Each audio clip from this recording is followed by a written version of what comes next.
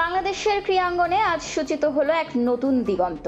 খেলাধুলাকে কেবল শখ নয়, বরং একটি সম্মানজনক পেশা হিসেবে প্রতিষ্ঠিত করতে ঐতিহাসিক পদক্ষেপ নিয়েছে সরকার। সোমবার সকালে প্রধানমন্ত্রী তারেক রহমান জাতীয় ক্রীড়াবিদদের জন্য বেতন কাঠামো, বিশেষ ক্রীড়া ভাতা এবং ক্রীড়া কার্ড কার্যক্রমের শুভ উদ্বোধন করেছেন।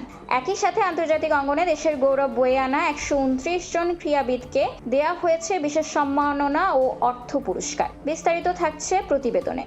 করব কাজ, গড়ব দেশ, সবার আগে বাংলাদেশ, এই প্রত্যয় নিয়ে দেশের ক্রীড়াঙ্গনকে আমূল বদলে দেওয়ার ঘোষণা দিলেন প্রধানমন্ত্রী তারেক রহমান। সোমবার সকালে শাপলা হলে আয়োজিত অনুষ্ঠানে তিনি জানান, আধুনিক ক্রীড়া কাঠামোর ভিত্তি মজবুত করতে প্রতিটি জেলায় আন্তর্জাতিক মানের স্পোর্টস ভিলেজ এবং প্রতিটি ইউনিয়নে খেলার মাঠ তৈরি করছে সরকার। এই অনুষ্ঠানে 129 জন কৃতী ক্রীড়াবিদকে মোট 2,44,00,000 টাকার বিশেষ সম্মাননা দেওয়া হয়। একক পর্যায়ে স্বর্ণজয়ীরা পেয়েছেন 3 লক্ষ টাকা, রৌপ্য জয়ীরা 2 লক্ষ এবং ব্রোঞ্জ জয়ীরা পেয়েছেন 1 লক্ষ টাকা। এছাড়া দলগত বিজয়ীদের দেওয়া হয়েছে বিশেষ আর্থিক পুরস্কার। তবে সবচেয়ে বড় চমক ছিল মাসিক 1 লক্ষ টাকা করে ক্রীড়া ভাতা প্রদানের ঘোষণা, যা দেশের ক্রীড়াবিদদের সামাজিক ও আর্থিক নিরাপত্তা নিশ্চিত করবে।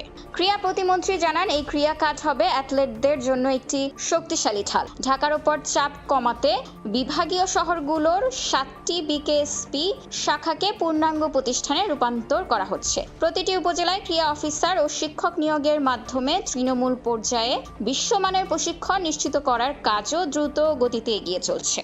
বিশেষ চাহিদা সম্পন্ন ক্রীড়াবিদদেরও এই সম্মাননার আওতায় এনে সরকার এক অন্তর্ভুক্তিমূলক ক্রীড়া সংস্কৃতির নজির স্থাপন করেছে। বিশ্লেষকরা মনে করছেন, সরকারি এই আর্থিক নিরাপত্তা এবং আধুনিক প্রশিক্ষণ সুবিধা বাংলাদেশকে অদূর ভবিষ্যতে অলিম্পিক ও এশিয়ান গেমসের মতো আসরগুলোতে বিশ্বজয়ের নতুন ইতিহাস লিখতে সহায়তা করবে।